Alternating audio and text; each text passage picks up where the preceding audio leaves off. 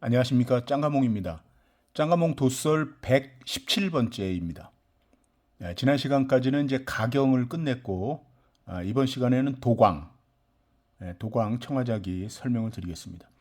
이 도광도 내용은 얼마 안 되고, 그 다음에 그 도록에 나온 이제 개수도 그렇게 많지 않기 때문에 가경 때처럼 한 11년, 11개년도를 한 번에 다 리뷰해 드릴 수 있을 것 같습니다. 일단 오늘은 우선 책에 있는 내용을 한번 리뷰를 하고 다음 시간에 도록을 한번 리뷰하겠습니다. 자, 이제 끝이 멀지 않았습니다. 청때도 도광까지만 뭐 왕조가 되고 다음에는 교재에서도 한풍, 동치, 광서, 선통은 뭐 한꺼번에 정리를 해놨습니다. 서로 이제 비슷비슷하고 왕조들이 이제 나뉘긴 하지만 또 재위 기간이 얼마 안 되고 해서 한꺼번에 다룬 것 같습니다. 그래서 그것도 이제 두 타임 정도 되면 마무리를 하고 그러면 이제 총 지금부터 하면 도광 두 타임, 나머지 두 타임 하면 이제 영상 네 개 정도면 이제 청이 마무리가 되고 그 다음에 잠깐 쉬었다가 이제 원청화 또 정리를 하겠습니다. 그러면은 이 두꺼운 책을 정말 다 책거리를 하는 거죠. 한번 다 보는 건데 아무튼 여러분들이 시청을 많이 해주신 바람에 여기까지 온 것 같습니다. 아무튼 오늘 117번째는 도광에 대해서 설명을 드리겠습니다. 도광은 가경의 이제 둘째 아들이라고 합니다.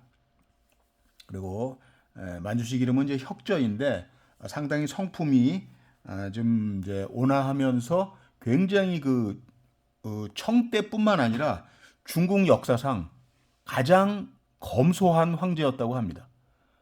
왜냐하면 이제 용포라는 거를 기어서 입을 정도로 누더기옷을 좋아했다고 하네요. 모르겠습니다.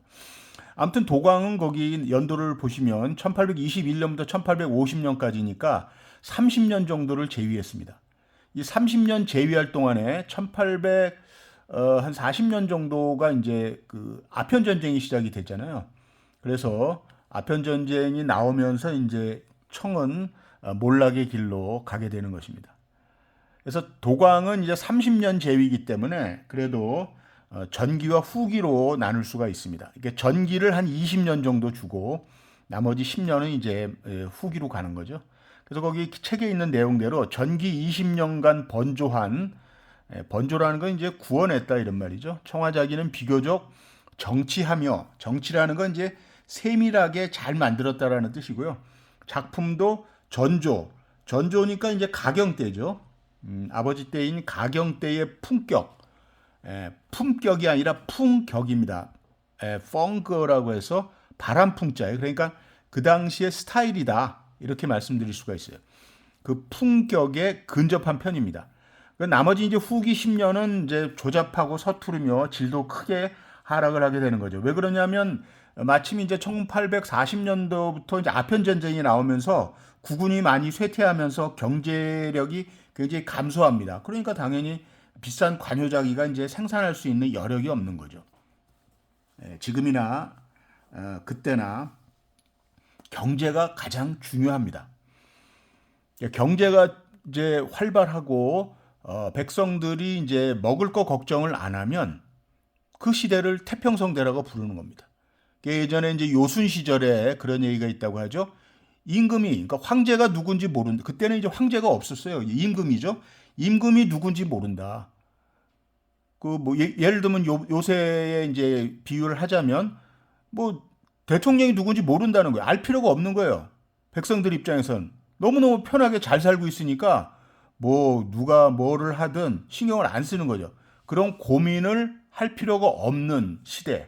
그거를 이제 태평성대라고 그러고 그 당시에 이제 요순 시절이라고 늘 말하고 있는 것입니다. 자, 거기 이제 그 태질은 이 도광 때의 태질은 이제 다수가 푸석푸석하게 보이고 태가 있는 몸체는 두께가 고르지 않고 기물의 윤곽선이 꺾인 곳이 딱딱하고 생경하게 보인다. 생경이란 말도 뭐 생소하다 이렇게 생각하시면 되고요. 딱딱하다, 좀 어색하다라는 말을 이제 중국에서는 우린 잘 안 쓰는 용어인데 중국에서 이제 생경이라고 말을 씁니다. 그리고 이제 태유의 결합이 긴밀하지 못해서 태하고 유약이 결합이 아주 긴밀하지 못해서 시유가 고르지 않고 유면이 그렇게 평평하지 않습니다. 그래서 대다수 청화작에는 이제 파랑유라는 시대적 특징이 있으며 유면이 얇다. 이 파랑유가 뭐냐면 밑면이 울퉁불퉁한 거예요. 그러니까 파랑이라는 게 해파랑, 파도 치는 그 파도를 말하는 거거든요. 그러니까 파도가 이렇게 넘실넘실 거리잖아요. 그러니까 유면이 울퉁불퉁하다라는 겁니다. 울퉁불퉁. 울퉁불퉁한 유면이 쫙 안 보여서 보여드릴 수가 없는데 아무튼 그런 모양새를 파랑유라고 합니다. 관요기의 유는 비교적 섬세하고 매끄러우며 평활하고 유색은 청색기가 있는 청백색을 띠며 분배규도 있습니다. 청색기가 있는 거는 태토가 유약이 좀 살짝 푸르스름한 그런 느낌이 나는 거고 분배규는 아주 하얀 걸 얘기합니다. 분가루처럼 하얗다는 얘기가 분백이죠. 그래서 상견되는 기형, 상견이라고 하는 것은 이제 늘 보는 기형은 완, 반, 배 외에 각종 그 병, 호, 항, 세, 화, 주자. 여기서 화라고 하는 건 이제 화호죠. 술 데우는 그런 기구를 얘기합니다. 주자, 주전자죠. 화고는 그 꽃병이에요. 꽃병. 촛대. 우리는 촛대지만 중국 발음으로는 촉태죠. 그다음에 향로 등이 있습니다. 비오노의 제작은 전보다 더욱 유행했고 왜 그러냐면 이제 비오노라는 건 코담배거든요. 작은 코담배인데 그 코담배의 그 비오노가 유행하게 된 것은 이제 아편 전쟁하고도 관련이 있습니다. 네. 사실 그 아편이나 이런 그 코케인 이런 거 영화 보시면 이렇게 코로 흡입을 하잖아요. 비오노도 이제 마찬가지예요. 비오노를 잠깐 요태 범랑이 있어서 일단 한번 보여드리면 이런 게 이제 비오노거든요. 이게 비오노인데 이렇게 꼭다리를 따면 이렇게 돼 있어요. 이런 걸로 이제 여기에 있는 액체를 이렇게 꺼내가지고 코 속에 이제 밀어넣고 흡입을 하는 거죠. 이것은 도자기가 아니라 이제 유리죠. 요태범랑이라고 합니다. 그런 게 이제 비오노입니다. 왜 길쭉한 것도 있고 그렇습니다. 네. 그래서 비오노의 제작은 전보다 더욱 유행을 했으며 조형이 더 다양해진 거죠. 또 기형의 전체적인 특징은 스타일이 점점 치졸하게 변해가고 선조가 그다지 우미하지 않으며 우미라는 건 이제 아름답다라는 말이죠. 능각이 매우 분명하여 섬세하고 부드러운 미감이 좀 결핍이 되어 있습니다. 말기로 가면은 이제 뭐 안 좋은 얘기가 막 나오는 거죠. 자, 그래서 이제 도광 후기에 허다한 제품이 더욱 조잡해져서 굽저면 이게 굽이 만나는 밑에 부분이 극소수가 동그란 미꾸라지 형태를 한 것 외에는 대다수가 거칩니다. 이 미꾸라지 등 형태가 이제 니추베라는 거죠. 밑이 동글동글하게 되어 있는 걸 말하는 겁니다. 옹정제 때 특히 많은 저 도자기가 밑면이 동글동글하죠. 그거를 이제 니추베라고 합니다. 니추베. 그러니까 이런 것들이 이제 니추베라고 볼 수 있어요. 이렇게 동그랗게 돼가지고 옹정제죠. 이렇게 이제 매끌매끌하고 이게 이제 미꾸라지 등 같다. 그래서 니추베입니다. 니추베. 그런 것을 말씀드릴 수가 있고 도광 청화자기의 문양은 이제 여기 나온 것처럼 옹정 걸륭도의 도안화된 문양을 여전히 이제 그렇게 사용하고 있는데 화풍은 좀 딱딱한 편이고 활력이 부족하다. 뭐 우리가 전문가가 아니기 때문에 그렇게 뭐 구분하기는 어려운데 아무튼 책에 있는 내용은 그렇습니다. 그려진 도안들은 화해문, 꽃과 이제 그런 화가문이죠. 그다음에 용복문이 늘 많고 인물과 동물의 소재도 많은 편입니다. 가경 때는 이제 어려워지는 시기로 가면서 길상의 도안이 많이 있다고 그랬잖아요. 길상 도안. 네, 이 시기에는 이제 안에는 청화 문양을 그리고 밖에는 분체로 화면을 그린 품종이 매우 유행했습니다. 그러니까 이런 거는 기억을 하셔야 돼요. 이게 도광 때의 특징이구나. 항상 특징이다. 좀 특이하다. 처음 했다. 처음 나온 문양이다. 처음 만드는 기형이다. 이런 것은 굉장히 중요합니다. 우리가 그나마 책으로나마 그런 기준을 세우는 게 가장 중요해요. 왜냐하면 우리가 이제 골동을 하면서 단대라고 제가 항상 강조드리잖아요. 단대란 말도 중국에서만 쓰는 말이지 우리는 단대란 말을 안 쓰죠. 이 책에서조차 단대란 말을 쓰지 않습니다. 제가 중국의 책에서 본 내용이거든요. 단자가 끊을 단자예요. 대자는 시대 대자죠. 시대를 끊어낸다. 단대라고 합니다. 그 단대가 시대를 끊어낸다는 건 이제 시대를 구분한다는 뜻이죠. 뭘 가지고? 유태명 가지고, 청화의 그 코발트의 안료를 가지고, 또한 기형을 가지고, 또 문양을 가지고 구분하는 것입니다. 그런 기준이 없이는 중구난방이 되는 거예요. 뭐 서로 뭐 이게 뭐 송대다 원대다 뭐 이러면서 난리가 나는 거죠. 그러니까 더 신뢰를 잃어버리고 골동계가 이상해지는 거예요. 다 5만 원짜리 아니야? 3만 원짜리 아니야? 그거 왜 300만 원, 3천만 원 받으려고 그래? 이런 식의 이제 말이 오고 가게 되는 겁니다. 분명한 것은 도자기는 이제 피부에 따라서 전혀 다르죠. 왜냐하면 모든 우주 삼라만상이 시간이 지나면 세월의 흔적이 남게 마련이거든요. 뭐 스크래치를 내든가 뭐 밑에 먼지를 묻히든가 뭐 갈아가지고 뭘 하든가 자꾸 처리를 하는 걸 제외하고서는 피부는 거짓말을 못합니다. 뭐 산화를 시키는 거는 뭐 어떻게 하면 되겠지만은 피부가 이렇게 귤피문이 나오면서 쪼글쪼글해지는 그런 느낌들, 그런 거는 뭐 어떻게 하겠습니까? 그걸 이제 뭐 자화가 돼가지고, 도자기는 이제 자자가 이제 자석 같은 화가 된다 그래서 자화된다고 그러는데, 이 도자기가 자화가 되는 정도를 세월이 아니고서는 만들어내기는 쉽지 않습니다. 쭈글쭈글해지는 걸. 왜 그러냐면 이 도자기 자체가 벌써 1350도 이상에서 고온에서 번조한 건데, 그거를 뭐 오븐에 넣는다고 그게 쭈글쭈글해질까요? 이게 뭐 플라스틱도 아니고 불가능하다고 봅니다. 그래서 항상 우리가 피부를 늘 지켜봐야 되고, 피부를 가지고 골동을 좀 판정하는 그런 자기만의 기준을 좀 구하시기 바랍니다. 제가 늘 설명을 드리면서 이렇게 유면이 쭈글쭈글해진 피부를 항상 많이 보여드리는 이유가 거기에 있습니다. 그리고 이제 또 하나는 이제 기형. 기형도 처음으로 창소한 기형이 있는 거죠. 그것도 늘 강조드렸고, 그 다음에는 이제 문양입니다. 안 나오는 문양이 나왔다? 그거 있을 수가 없어요. 그리고 스타일대로 다 다릅니다.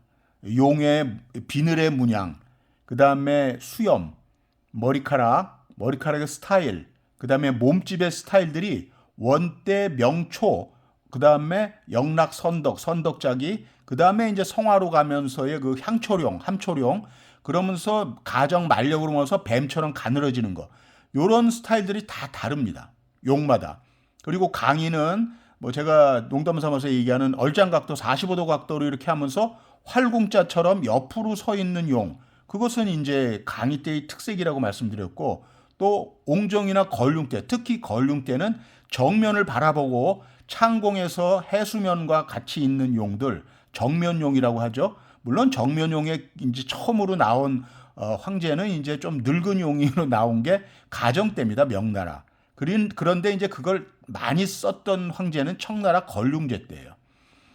그런 스타일들에 대해서 말씀을 드리는 거죠. 예를 들면 정면용이 딱 나왔고 명홍무제다 그러면 말도 안 되는 내용이거든요. 그러니까 그런 것들은 내용이 나올 때마다 기억을 하셔서 꼭 자기만의 골동을 구분하는, 시대를 구분하는, 단대할 수 있는 기준을 삼으시면 됩니다.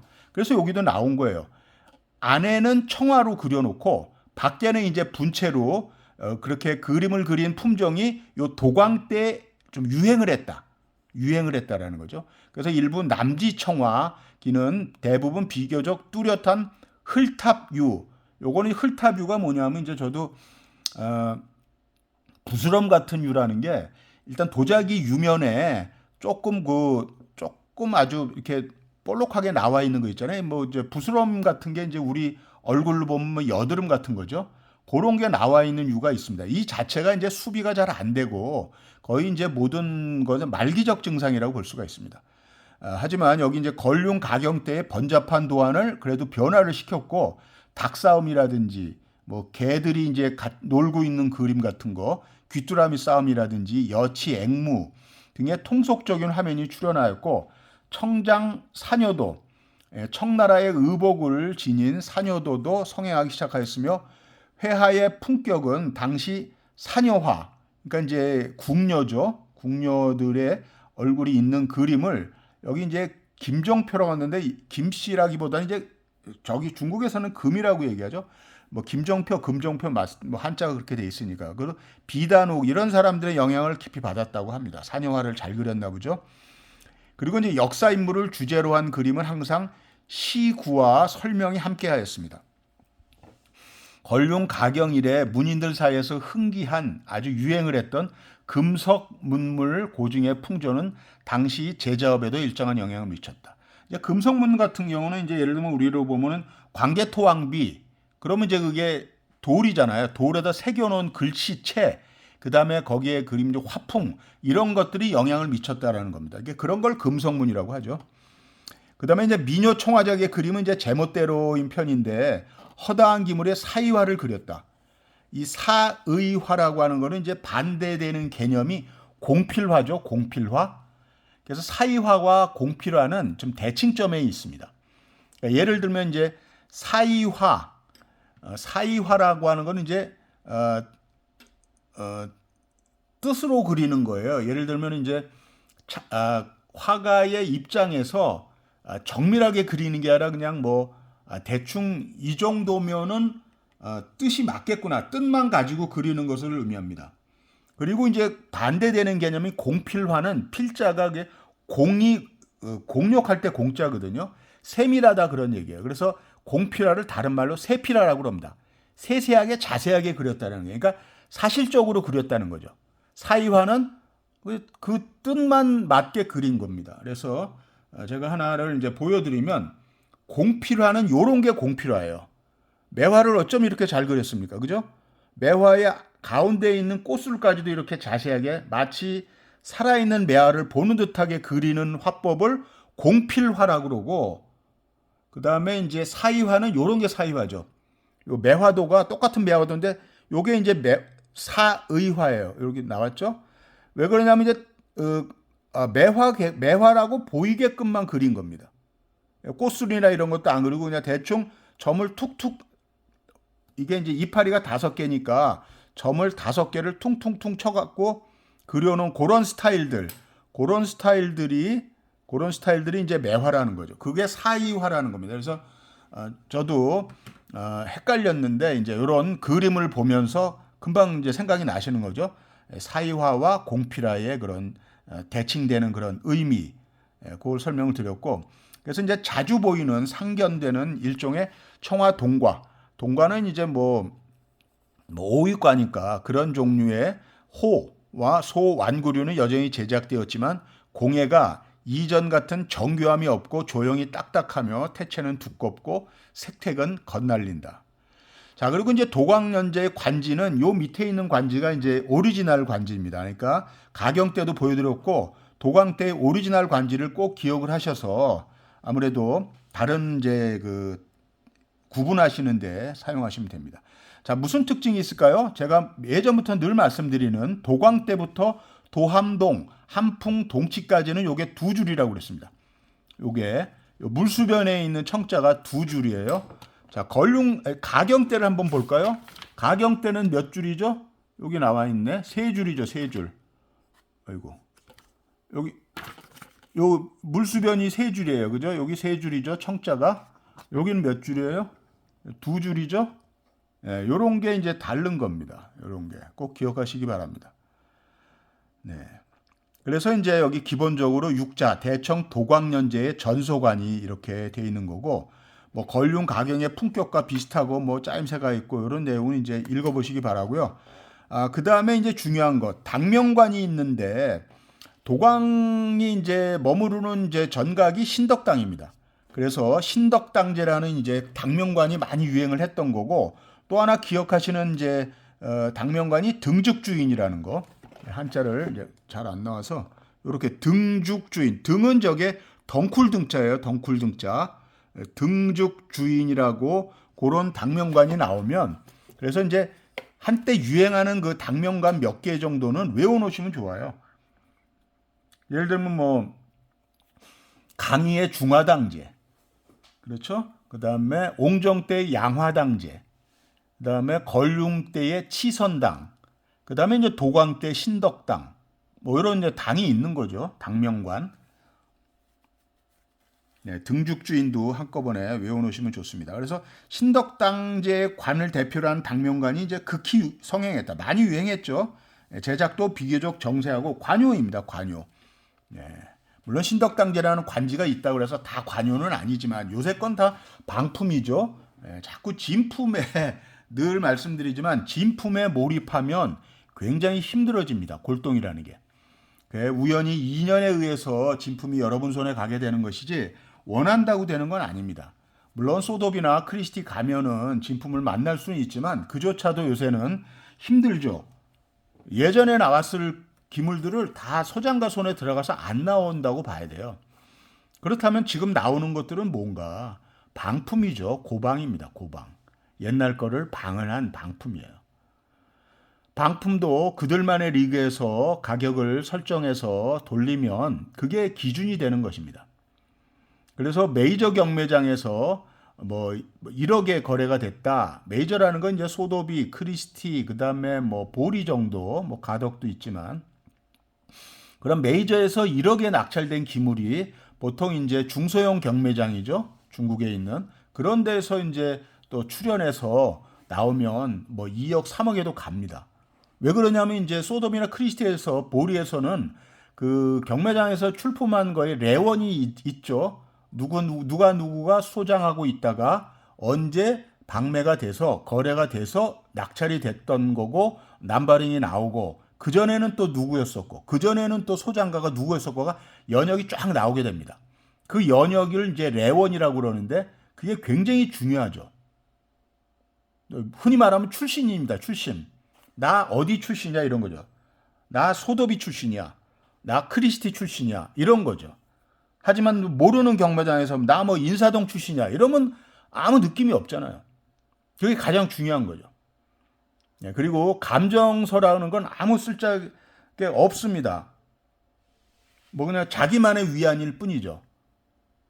뭐 감정에서 뭐가 나온다고 그게 국제 경매장에서 인정이 되는 것도 아니고 전혀 다른 문제입니다. 그래서 너무 감정에 연연하시지 않는 게 좋습니다. 그냥 본인이 감정하시는 게 제일 좋아요. 본인이 마음에 드는 거. 대신에 너무 터무니없는 감정이 아니라 제가 그래서 피부를 늘 말씀드리는 거죠. 피부가 쭈글쭈글해진 피부를 고르시면 최소한 민국 이상, 그러니까 청말이나 청중기 뭐 이렇게도 갈 수가 있는 거죠. 그러면서 이제 미녀로서 예술성이 아주 좋은 거. 그런 정도가 우리들 보통 일반 소장가들이 누릴 수 있는 행운이라고 볼 수가 있는 거죠. 관여를 저는 전혀 생각 안 하고 있습니다. 관여 솔직한 얘기로 별 관심이 없습니다. 제가 청대 관여를 소장하려고 하면은 수억에서 수십억을 써야 됩니다. 그럴 능력도 안 되고 그러고 싶지도 않습니다. 그냥 제가 좋은 예술성이 있는 잘 그린 청말 민국 때에 5, 6, 7까지 해서 잘 그린 예술품인데 골동은 된 거 그런 정도에 만족하고 있습니다.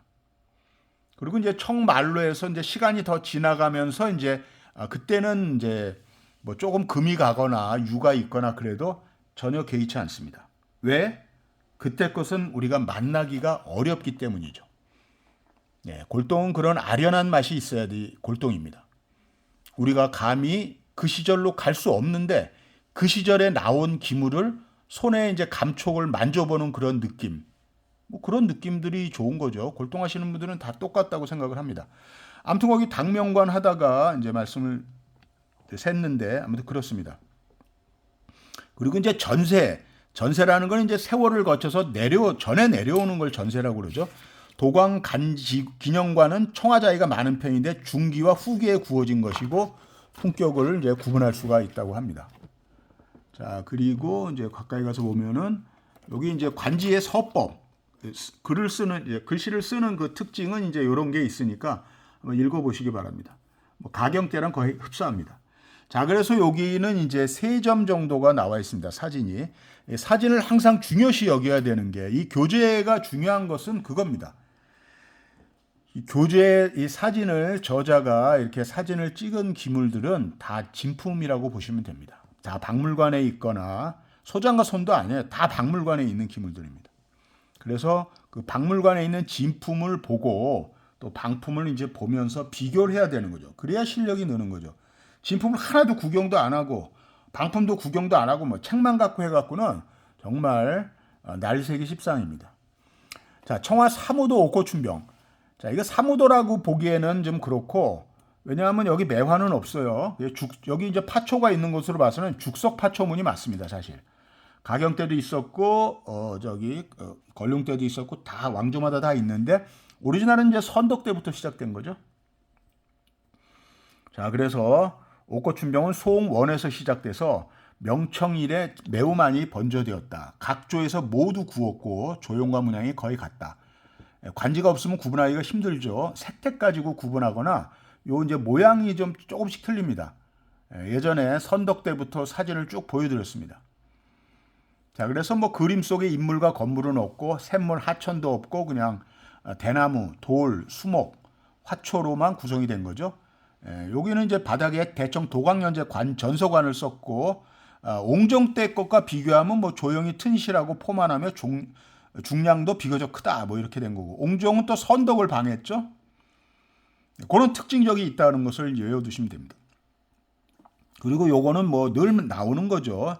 요게 이제 연탁 팔길상문이죠. 요 기형은 다리가 4개가 있고 원래는 3개였는데 4개가 된 거죠.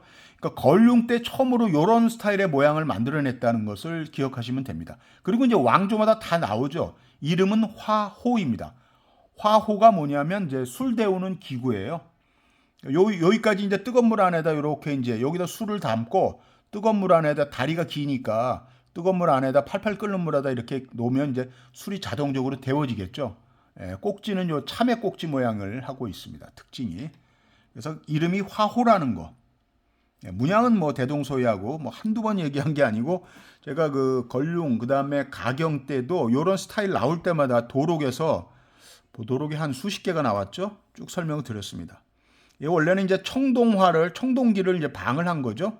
걸륭대에 창소됐다는 거 특징이니까 꼭 외워두시고 나머지에도 왕조에서도 계속 번조를 했습니다.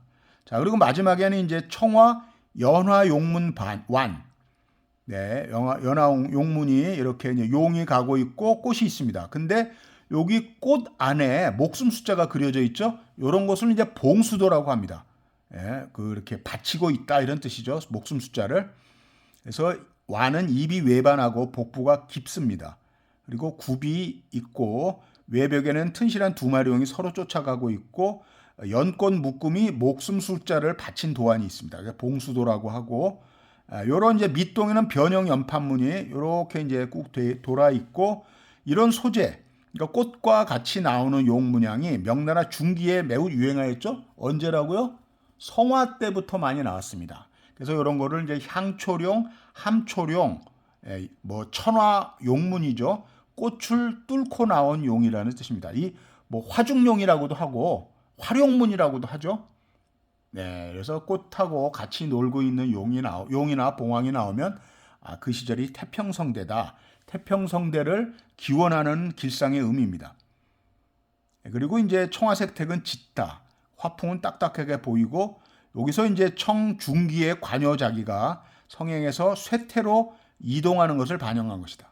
그리고 이제 도광연제 관지가 여기 있습니다.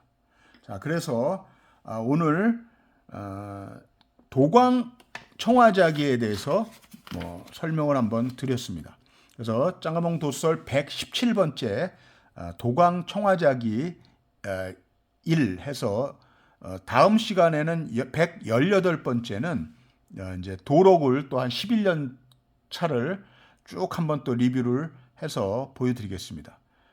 짱가몽 도설 처음 오시는 분은 구독, 좋아요 눌러주시면 큰 힘이 될 것 같고, 늘 여러분들한테 이제 많은 지식은 아니지만 일단 제가 알고 있는 지식과 여기 이제 교재를 통해서 조그만 지식을 이제 전달하려고 합니다. 그래서 전사도자기에 이제 속지 말고 섭취 도자기를 멀리 하시면 또 좋은 또 명품들을 소장할 수 있는 기회가 생기리라고 봅니다. 자, 그런 전사나 섭취에 대해서는 따로 이제 완결편을 준비하고 있으니까 그 완결편이 되면은 또 시청해 주시기 바랍니다. 자, 이만 마치고 다음 시간에는 이제 도광연재만 나온 도록을 11년도를 전부 다 리뷰를 해서 한 두세 개씩 나와 있거든요. 한 개년에.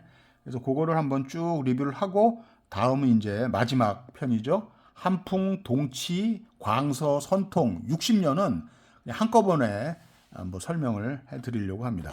이런 식으로 이제 나와 있어요. 다음에는 이제 거의 끝 무렵이죠. 이렇게 나왔습니다.